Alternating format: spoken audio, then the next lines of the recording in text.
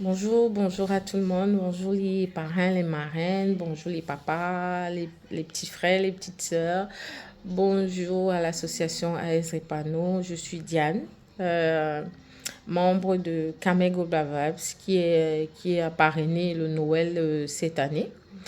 Noël des enfants de repas cette année. Et je suis déjà venue au Cameroun l'année passée. J'ai été sur place pour venir voir un peu comment ça se passe et j'ai ramené un peu notre participation l'année passée. Donc, yeah, c'était l'année passée, oui.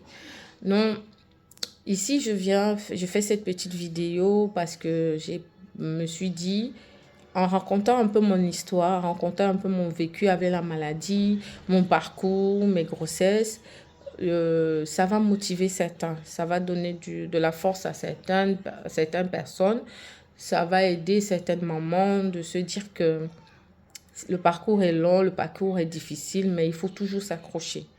Moi, je suis née de papa AS, de maman AS. Du côté de mon papa, j'ai 8 frères et une grande sœur. Du côté de ma maman, nous sommes 3. Moi, je suis au milieu du côté de ma maman et du côté de mon papa, je suis la cadette. Ce qui fait que je suis le numéro gagnant, le numéro qui a porté le gène. Donc, moi, je suis drépanocytaire SS. Oui, je suis drépanocytaire. Ce qui est bizarre, c'est que quand je le dis aux gens, ils se disent que je raconte des bêtises. Ils ne croient pas. Pourtant, je le suis. Depuis l'enfance, c'est pas comme si mon parcours il a été facile. Hein. C'est pas comme si j'ai eu un parcours sans obstacle. Non, j'ai eu beaucoup de difficultés. Ma maman est retraitée maintenant. Et c'était une infirmière à l'hôpital à Quintini. Et j'ai passé mon enfance dans cet hôpital, hospitalisée au Petit Payant. Je passais du temps là-bas avec ma mère, donc j'ai passé beaucoup de mon temps dans cet hôpital. Et j'étais entre l'école, l'hôpital, entre l'école, l'hôpital. Dans ma vie, c'était un peu ça. Je passais moins de temps à l'école, mais plus de temps à l'hôpital. Beaucoup le savent ici. Donc, je vais commencer par où? Je vais commencer par le fait que j'ai grandi dans une famille où il y a les AS, dans la famille de ma mère. Donc, ce n'est pas une maladie qu'on ne connaissait pas dans la famille de ma mère. Et comme ma mère, elle est infirmière retraitée, elle a eu, dès qu'elle a su le diagnostic, parce que moi, quand on m'a fait le diagnostic, j'avais 8 mois, j'étais bébé. Ma mère m'a amené, on m'a diagnostiqué, on lui a dit que je suis drépanocytaire. Sur le coup, quand elle m'a expliqué, c'était un grand choc. C'était difficile, mais elle a dû se battre. Elle a dû tenir bon parce que pendant les crises, pendant les moments de douleur, de souffrance, c'est toujours elle qui était là. Donc ma mère, elle a tellement bataillé que j'arrive là où je suis aujourd'hui. Parce que beaucoup de personnes lui ont dit, on lui a même conseillé d'aller aller me mettre à côté de la mer, de me jeter, ou on lui a dit non, ne t'accroche pas, ne te bats pas pour elle parce que cet enfant demain ne va pas grandir, elle ne va pas évoluer, elle n'atteindra jamais 18 ans, elle ne fera jamais d'enfant, donc ça sert à rien que tu dépenses tout ton argent dessus. Moi, toute ma famille, quand j'étais petite, quand je faisais les crises, toute ma famille se regroupait autour de moi. Donc, toute la famille mettait l'argent pour pouvoir me soigner. Il n'y avait pas une seule personne qui laissait ma mère dans cette situation seule. Ses sœurs, ses oncles, mes grands-pères, les maris de mes tantes. Donc, tout le monde se regroupait, formait un pour que je puisse avoir de l'hydréa, mon traitement. À l'époque, je sais que l'hydréa coûtait déjà cher et à chaque fois qu'on l'achetait, souvent on tombait sur les hydréas remplis de farine ou plein d'eau. Donc, c'était difficile de tomber sur les vrais hydréas, en fait, les comprimés que je prenais à l'époque avec la Foldine. C'était un peu compliqué d'avoir ce traitement parce que, un, il était coûteux. De deux, on achetait en pharmacie, mais on tombait toujours sur la contrefaçon. Donc, j'ai grandi comme ça entre l'école. J'allais à l'école 1 mois, je passais 6 mois à l'hôpital. Et ma mère était toujours là. Les piqûres, les examens, les crises. Des fois, je voyais sur son regard que elle était parfois à bout. Parce qu'il y a des moments où elle n'avait même plus un sou. Mais heureusement que sa famille était là et la famille, mon père aussi était là. Qui a fait que quand c'est un moment, quand j'ai commencé le cours moyen, on dit ça au Cameroun, je ne me rappelle plus parce que ça fait longtemps que je suis partie du pays. Donc il y a beaucoup de choses dont je ne me rappelle plus très bien. J'étais CP, je ne sais plus. La deuxième année primaire, j'avais fait une grosse crise, tellement grosse que on m'a hospitalisée d'urgence. Et à chaque fois qu'on m'hospitalisait, il fallait du sang. Et moi, je suis A+, je suis compatible avec mes frères qui sont A+, qui venaient aussi me donner du sang. Parce que le fait que ma mère, il fallait acheter les poches de sang tout le temps. Et ma mère, comme elle était connue à l'hôpital à Quintini, même les gens, les portiers là, venaient toujours demander, maman, tu as besoin de nous, on peut donner le sang à notre petite soeur si tu as besoin. Voilà, on ne te demande rien parce que c'était, comme je dis toujours, c'était la main de Dieu qui était sur moi. Sinon, je suis morte depuis enterré, on ne parle même plus. Donc, j'avais fait une grosse crise, je ne sais même pas ce qui s'était passé. J'avais tellement mal que je m'étais bloquée. Tellement la douleur m'avait torturée. Toute la nuit, je n'avais pas dormi. Et ma mère, quand je ne dormais pas comme ça, elle non plus ne dormait pas. Ma grand-mère, tout le monde. Il y avait toujours, je disais toujours à ma grand-mère de venir me masser le dos, les pieds. Elles étaient là. Elles cherchaient toutes leurs économies pour qu'on m'achète les perfusions, qu'on puisse me mettre, me placer. Parce que ma mère me plaçait les perfusions à la maison. Elle se disait non. On peut encore aller à la maison, on peut encore donner les calmants, ça va calmer, mais ça ne calmait pas. Elle m'a pris, elle m'a ramené à l'hôpital d'urgence. À l'hôpital, j'ai fait tellement... Donc, la crise ne passait pas. C'était difficile. Elle ne comprenait pas pourquoi la crise ne passait pas. On a donné du sang. Donc, ce qui fait que je passais les 3 mois, 4 mois, 5 mois à l'hôpital. Je passais plus... Mon temps, c'était l'hôpital.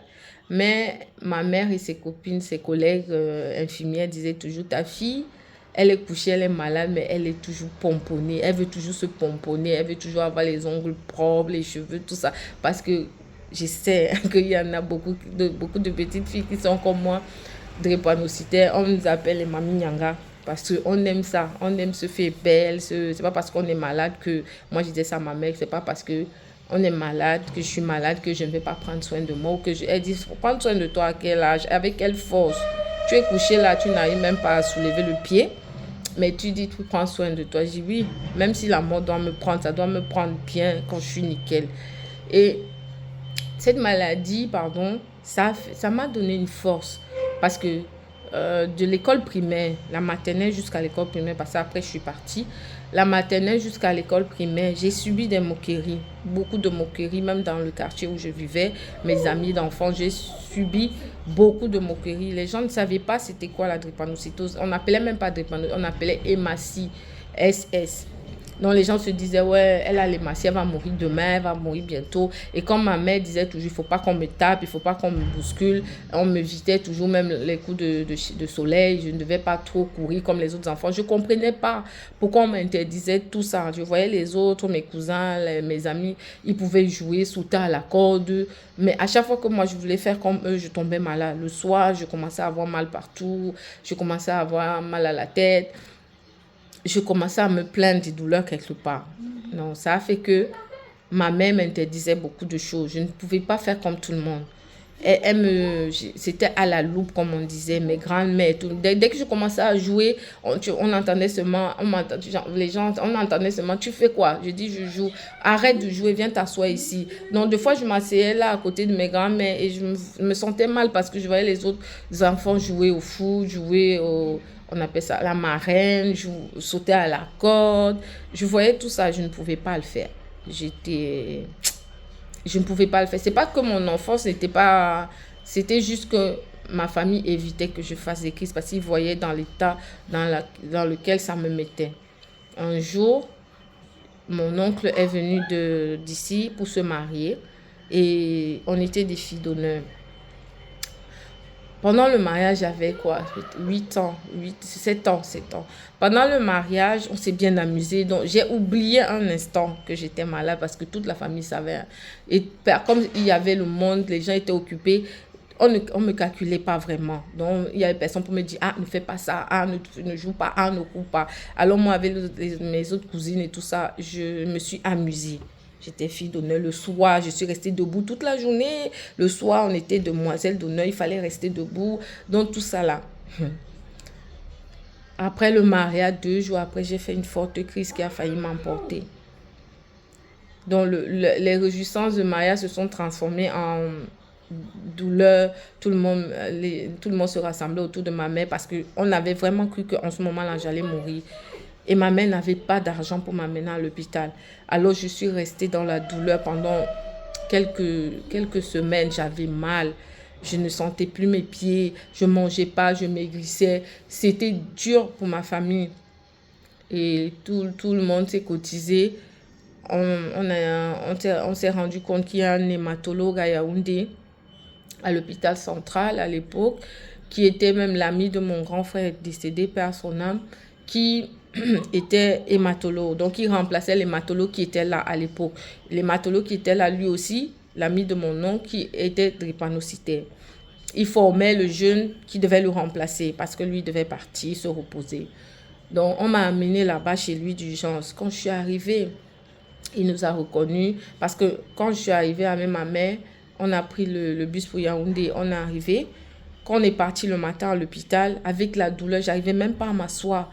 J'arrivais même pas à m'asseoir. On dit s'asseoir comme ça sur la chaise. J'arrivais pas. Donc, je savais pas quelle position prendre. Tellement la douleur te torture.